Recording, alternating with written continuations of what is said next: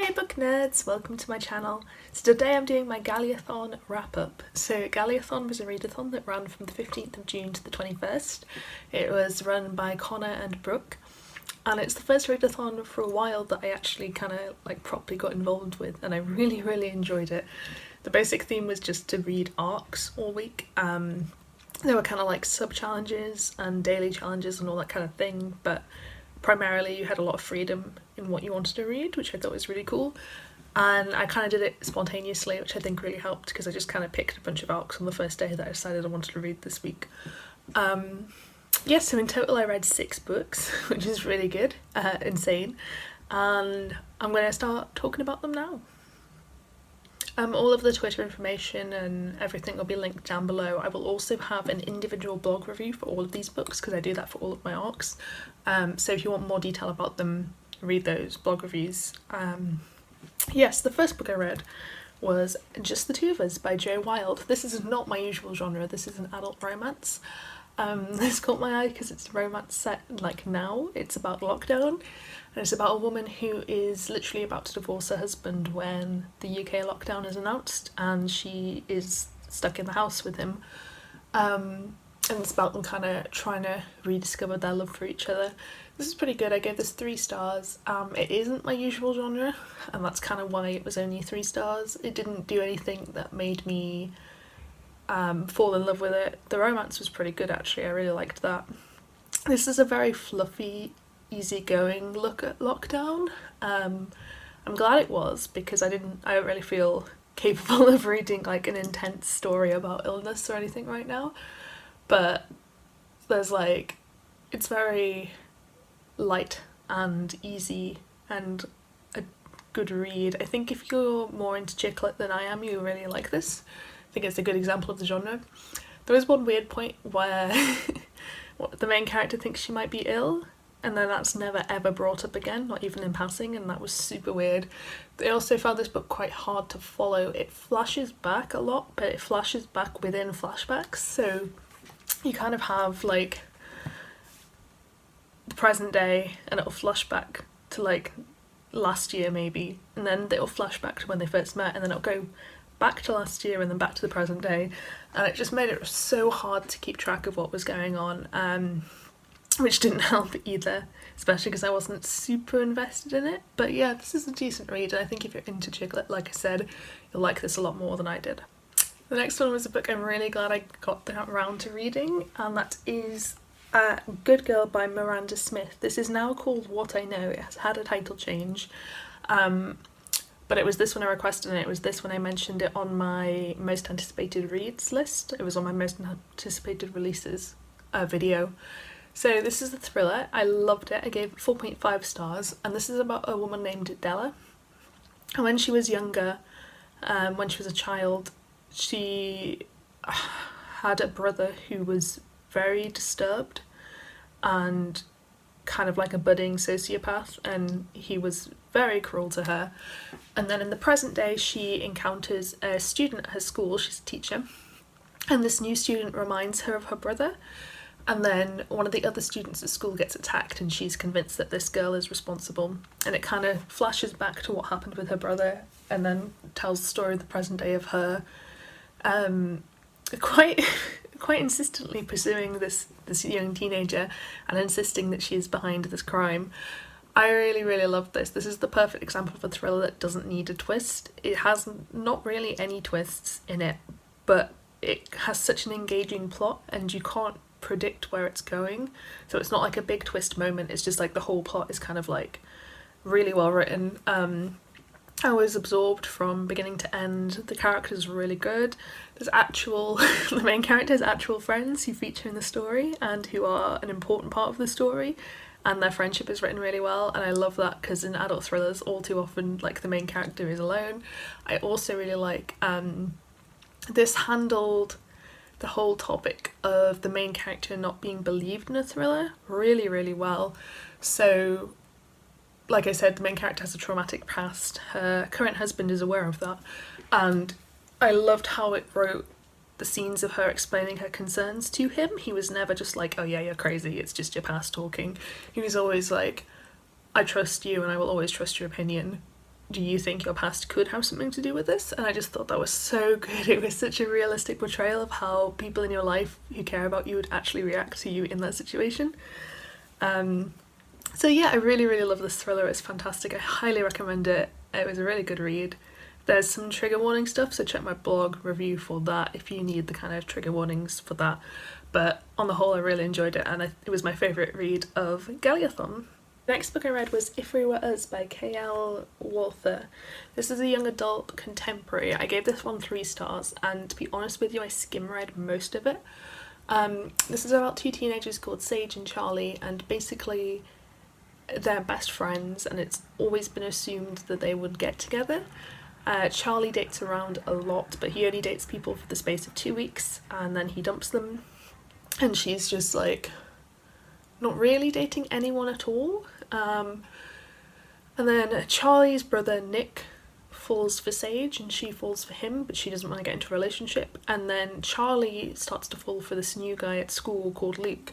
So that's kind of the basic setup. I think I stopped reading this book properly about halfway through. The main reason for that is I wasn't really engaged in any of the characters, and also this book suffers from a huge problem of no one talks to each other, and that's why there are problems. So Sage is pretty sure that Charlie is gay. Sage is dating Charlie's brother, as I said. Instead of telling Charlie that she's dating his brother and is really falling for him, but his brother starts to get jealous of Charlie because they've always said that Sage and Charlie will get together. So instead of telling Charlie, hey, you're my best friend, have been for years, I think you might be gay, is this true? If so, can you discuss it with your brother, because he thinks that I'm into you and it's ruining our relationship. That's not an easy conversation to have, I'm aware of that, but the fact that they're best friends and have been for years means that I feel like they should address it. Instead of doing that, Sage just doesn't have a conversation with Charlie at all, lets Nick think that she's in love with Charlie. Nick dumps her and then tells Charlie that she dumped him and she broke his heart, and then Charlie's mad at her, and it's just like, if you just talk to your best friend from either side, this would all be solved. And it just got to that point and I was like, I'm not invested in this anymore, so I skim-read like the rest of it, and then I properly read the end, and it was one of those cases where like they basically had just fallen out for like 50 pages and then it was resolved. I guess spoilers, but you can kind of tell with this kind of book it's not about surprises in the plot. Yes, this was a disappointment and I wasn't really engaged in it. I think some people would really like this book, but it wasn't for me, and I think you need to have like, maybe if I wasn't actually a teenager and I had less of a problem with miscommunication being the major plot point, then I would enjoy this more, but I don't, so I didn't. The next book I read was a graphic novel, and it was Fangs by Sarah Andersen. This is one of the ones where I like requested it, got it, and then read it immediately and reviewed it like the same day. This is a graphic novel about a vampire who falls in love with a werewolf. They start dating and it's just basically little snippets of their relationship. It's really cute, it's really funny. It's by the creator of the Sarah Scribbles comics, if you know that, and I think you can get some like example panels of this online on either the website or like the Facebook account. I've definitely seen some panels from this before somewhere on Facebook.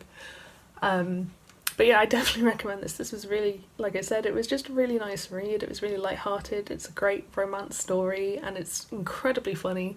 So very charming. I definitely recommend this if you like those kinds of graphic novels where it's just like little slices of life and it's just a nice time. The next book I read was My Whole Truth by Mischa Thrace. This book disappointed me. I gave it 3.5 stars. This is a young adult and contemporary about a girl who is attacked by this kind of town's golden boy, and then she kills him when defending herself, and everyone basically calls her a murderer and turns against her, and then she has to go to a court case to prove that she's not a murderer. This is some really good messages about found family in particular. The main character's mother is awful, really, really awful, like triggering awful, and her friends are basically her only support system, and that aspect I really liked. I had 2 main problems with this. One, there's a female-female romance in it, which is not my problem.